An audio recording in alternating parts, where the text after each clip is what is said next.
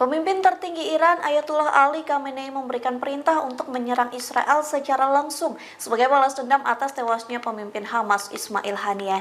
Nantinya pasukan Garda Revolusi Islam Iran atau IRGC akan menyerang Israel dalam 72 jam ke depan. Dikutip dari tribunnews.com, informasi itu disampaikan oleh keterangan 3 pejabat Iran yang diberi pengarahan tentang perintah Ali Khamenei.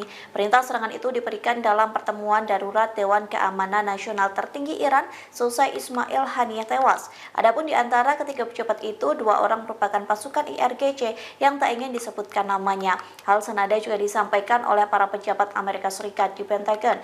Mereka mengatakan Iran dan sekutu akan melancarkan serangan besar-besaran ke Israel dalam 72 jam ke depan terhitung dari Rabu 31 Juli.